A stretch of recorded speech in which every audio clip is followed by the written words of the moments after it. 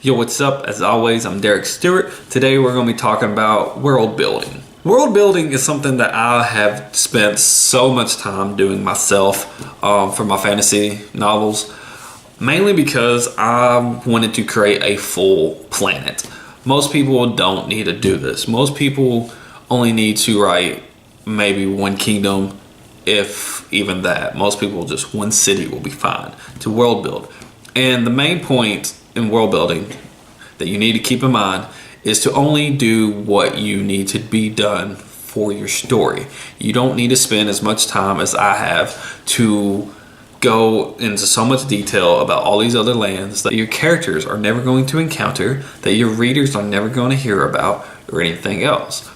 There's some things that you might want to build or create that will never get put in a book for your own knowledge, so you can stay on track, so you better understand the world that you've created, but you don't need to go into a bunch of detail about it. The reason why I did is because my manuscript I'm working on takes place over an entire continent.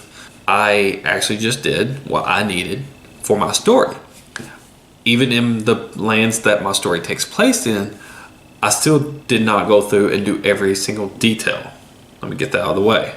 I did what I needed to be done for my story, and that's what y'all need to do.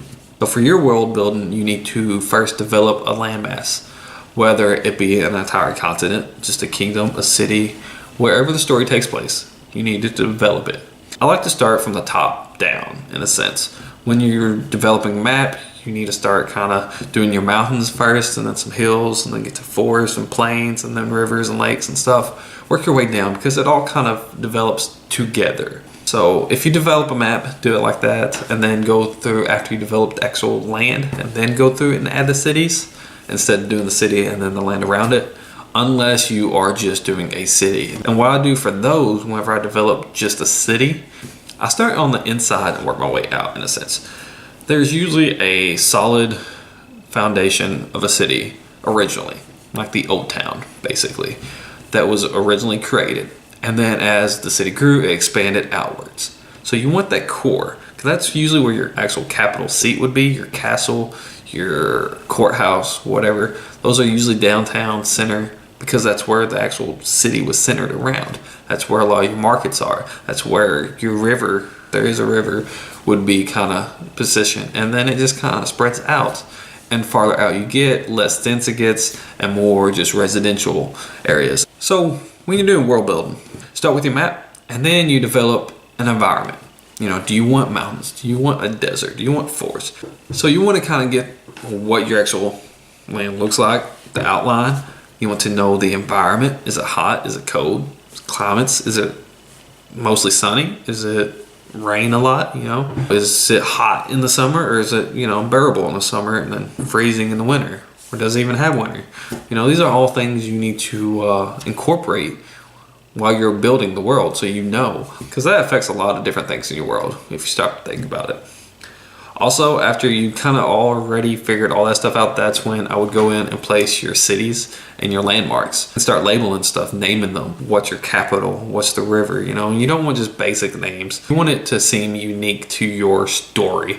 You don't want to say the great city or whatever. You want to give it a name. You want to give it a sense of reality and a sense of uniqueness, and kind of add on to the history and the lore around your world. Next, you want to fill it in with people, races. If it's fantasy, you might have elves, jinns, demons, shapeshifters, whatever. If it's not fantasy, if it's just a fictional world, just people, that's fine. You could have different races of people like we do in our real world. We have Hispanics, we have African Americans, we have whites, we have Asians, just don't do a single race. Even if it's just humans, break it up, have diversity. It makes your world seem more realistic. You can have one more heavily populated area than another. Like in my story, my capital of Medagore is more elven. It's high up in the mountains. And then in another region, it's more demons and imps and more rougher types, because it's more human and stuff. And a lot of the other races don't really like that much heat. After you depict your races, the other life that's on your planet, your wildlife. Is it fantasy? Do you have dragons? Do you have griffins, manticores, a hydra?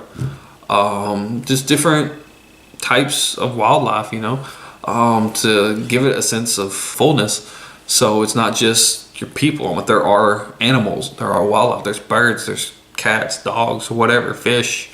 Another thing for world building is the cultures for the regions, the cities. How do people behave? How do people act? Do they have any holidays that they practice each year? Is it like a religious practice that they do every week? What are the religions?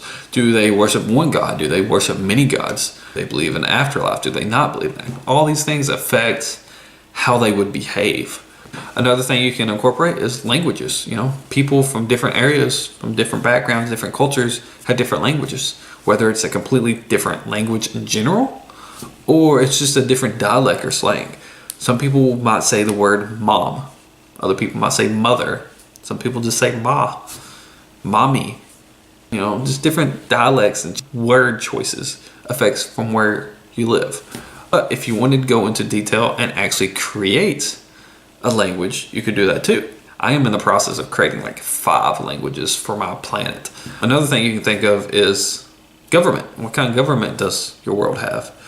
Is it ruled by one single entity? Is it more of a dictatorship? Is it a monarchy? Is it a democracy? Also with government, you can think of money. How does your culture, how does your people pay for stuff? I've created a universal economy for my world. Deals with chips and bellies. And the last thing I want to talk about is more on the fantasy side. It's magic. If you have magic in your world, how does it work? You can't just let them do whatever they want, however they want, whenever they want, basically. There are generally laws to magic, as in, what's accepted and what is actually possible. For me, the only law that I made was that it cannot be used on any life, whether it be inhabitant, like a person or elf or whatever, or a wildlife, or even trees and plants. If it is a living thing, magic won't affect it. But yeah, that's all I got for y'all today. So like it, give me a thumbs up.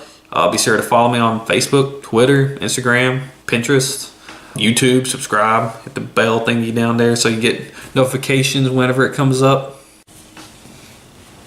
Yo, what's up?